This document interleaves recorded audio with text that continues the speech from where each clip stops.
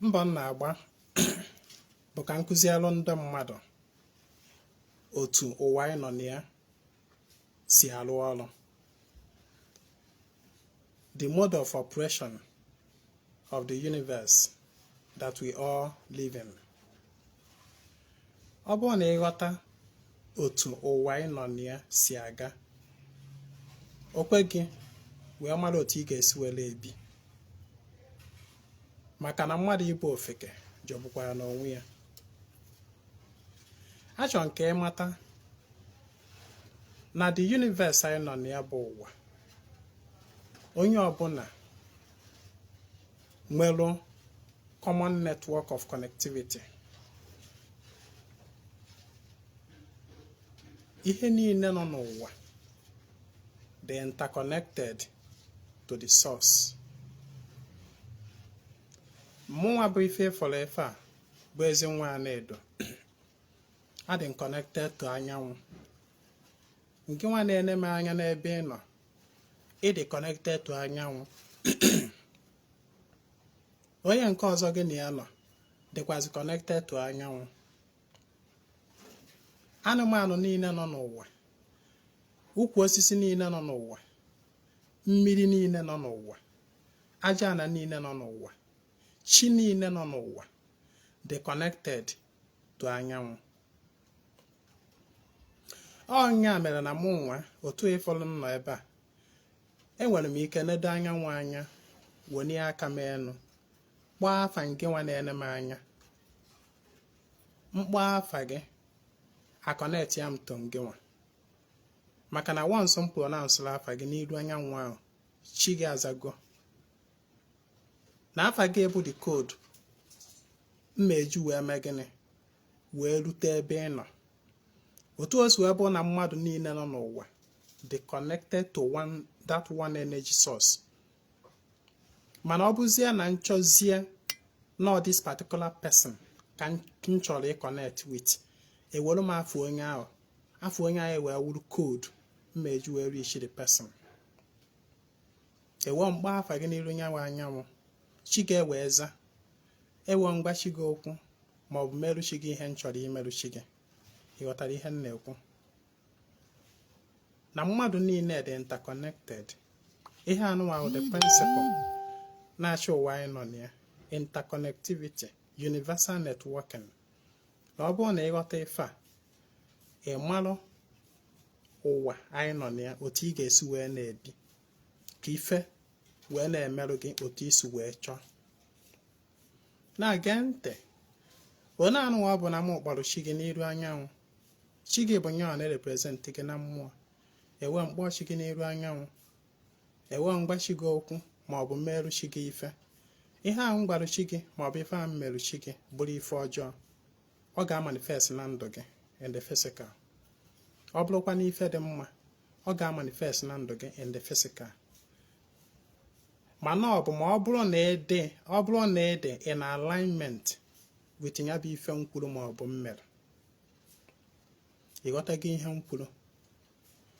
Ọ bụrụ na ị dị na alignment with ya bụ ife mgbarụ chi gị maọbụ mmerụ chi gị, ọ magnet ya. Ọ ya ka m ji wee gwa gị n'ụwa anụ anyị nọ na ya, the first person responsible for you is you.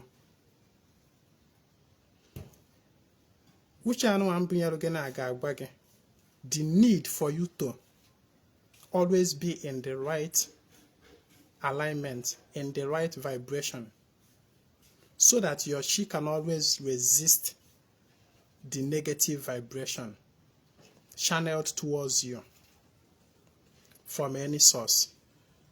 Maka na ọ bụ ofeke ka mmadụ ya nọ ebe ọ nọ n'iru anyanwụ maọbụ anywhere, ịnọ any energy source, wee nọrọ ebe a wee kwubi okwu n'isi onye ahụ, ife ahụ a na-eme, especially ọ bụrụ nke ọjọọ. Ị bụrụ mmadụ mmụọ anya na mmụọ, mmadụ kwuo nke ọjọọ ma ọ mee nke ọjọọ n'isi gị, ọma ndị ile. O nwere mbọsị m nọ na nlọ, wee fụọ m ebe m na-ekpe ekpere, wee na-aga ọfọ wee na-asị na ife ọbụla mmadụ kwuru maọbụ mee n'afa m na ọma ndị ile. Ịma na ihe anụmanụ ọma ekpere na-ada ekpewe Yes, I have built that consciousness. Ịdị na-agbachi m nọrọ mụ na ha ya na ihe ọbụla mmadụ kwuru ma ọ bụ mee n'afa m na ọma ndị ile. So oge m bịa kwuo ihe a na nlọ, ofu onu wee sị m, ofu onu wee amụrụ afụrọ m dị onu anya, mana ofu onu a wee sị m na ọ bụkwa m onye okwuo nke ọjọọ ma ọ bụ mee nke ọjọọ. Ịghọta ihe m na-ekwu? Agọrọ m ọfọ na nlọ na mmụọ na ose na abụ wee kwuo sị na ihe ọbụla mmadụ mmerụ n'afa m na ọma ndị ile. Ofu onu wee kwuo wee correct ya m wee sị na ọ bụ m onye ọya ekwuru nke ọjọọ ma ọ mee nke ọjọọ bụ na ọma ndị ile. And ime onye kwuru okwu ahụ bụ Chim. Maka na program go m Chim in such a way that na ebe ọbụla a na-agba izu ife dị mma n'afa m na Chim ga-aga dị ya atara m ya bụ oke. Mana a na-ekwu nke ọjọọ na-agba izu ọjọọ, Chim ga-eme gịnị? Chim ga-agbakọta ha azụ. Maka na chi onye adụ n'ilulo ife anaghị achọ ime ya. Ihe anụ abụ uche ka m binyere gị. You are the one responsible for your life. You are the one responsible for your energy. O nwere ajụjụ mmadụ jụrụ m nchọrọ ịsa na vidiyo anụ akwazi. Mmadụ jụrụ m ajụjụ maka o nwere nkụzi nyere n'ụtụtụ a gbasatala ọgwụ and alụsị ndị mmadụ na-align with in their ancestry that is not supposed to. Ị gaa na my Facebook page, ị ga-afụ the teaching. Onye anụ a wee jụọ ajụjụ wee sị ma agwụ ọwụ ọgwụ.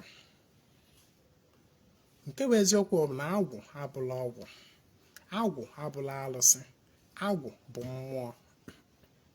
Agwụ bụ mmụọ ala. Agwụ bụ mmụọ nọ n'ala.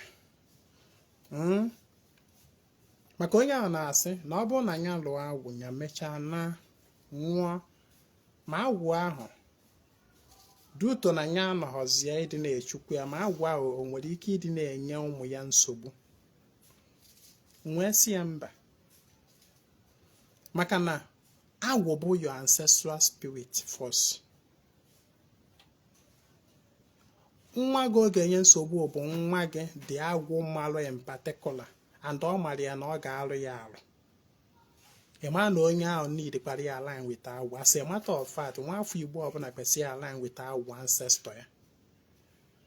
Mana ọ bụrụ na ọka nke ahụ gị nwa bụ nna ya lụrụ bịazie na-enye ụmụ nsogbu. Agwụ bụ ihe ụmụnna. Agwụ bụ mmụọ ana. Once anyị lụrụ agwụ, i wee mechaa wee na-achọ gị afụlọzi, agwụ ahụ returns to ana. On that land, ọ bịa ọ nakwa to the parent base, nọrụkwa ebe ahụ na-eri oke. Maka na ife agwụ bụ agwụ na ọ dịka transformer na-enye ọkụ. By the virtue of ịlụ agwụ ma ọ bụ ịchụkwa agwụ ma ọ bụ imere agwụ ife, is like nga nwa ịga mee gịnị dọla ọkụ from that transformer wee dọbata na be gị. That is what it means. And then you keep maintaining the energy charge. You keep maintaining it. You keep maintaining it through appeasement. Ọ bụrụ na achọghị afọ ọzọ, you no longer service the charge of that energy. Then, a cut off from the transformer, ndị NEPA, that is the ndị ichie dị in charge of that agwụ, maka ndị ichie nwe agwụ. They will go to that transformer and disconnect it. The transformer still remains in that village, in that woman, giving light and the power to others that are connected or that activate their connectivity with it. I don't know if you understand. So the agwụ ama ndị na-enye nsogbu maka na ị nọghọzi ya. Ife nwere ike inye ụdịka nsogbu ahụ bụ mmụọ eji eje ebute na mba. Agwụ na onwe ya wụkwa bịa ka ọ nọ. So ọmanye nsogbu. Ọ na ọgwụ agwọrọ agwọ. Agwọrọ n'afa gị. Ya bụ achọ ga afụ hụ onweghọzi onye ọzọ ọgwụ ahụ ma na-abụla gị and ife si gị na-ahụpụta. Obido nyewe nsogbu. Onweghị ebe ọ ga-ana. The source of that ọgwụ bụ gị nwa. Therefore, the ọgwụ will remain with you and your children. Onwe ebe ọzọ ma ọ ga-ana. Onye oru ọbịazi ebido nyewe nsogbu. Ma ọ wụ na mmụọ nọ na mba, ije ejekwute ya ekwute. Mmụọ ga na demand na gị wuo na ya bịa. Maka na ebe a abụọ bezie. So agwụ ịlụlụ na bezie ka ọ nọkwa. Onye ka nju egbe ga-eche elu agwụ lue na your ancestral land. Alụ na ebe dibịa. Alụ na anywhere unless ma ogodo ana igolo ego, let it be ana igbugolo ewu ya. By the virtue of igbu ewu ana, you have consecrated that land to your ancestry. So inwe ike nọ dị elu agwụ. Ịghọtaghị ihe m na-ekwu? So that land, by the virtue of ewu a igburu, have automatically belong to your ancestors. So ị nọ ebe ahụ lụọ agwụ, agwụ anyị lụrụ di na bịa kwa ka ọ nọ. Everything is balanced. Ịghọtaghị ihe m na-ekwu? Cheta, ngwa nwere ike ige ozi a. Ịnụchata ka ekwuru maka agwụ. Ị nwere ike bido ajụba. Kedu ka m esi wee lụọ agwụ? Ka esi eme agwụ nke nwe. Go back to this my Ezinwa Anedo page on Facebook. Ị ga-afụ ebe nkụziri the 4 options maka onye ọbụla chọrọ idokwa agwụ, ime ife agwụ. 4 options. If the first option don't work for you, the second must work. If the second don't work, the third must work. Obviously, the third will work, Lord. That 4th one must work for you. Go to my page and watch the video. Ma ọ bụrụ na ị watch the video, wee anọ ka ikwutela agwụ, i wee bido ịjụ ajụ gbasara agwụ.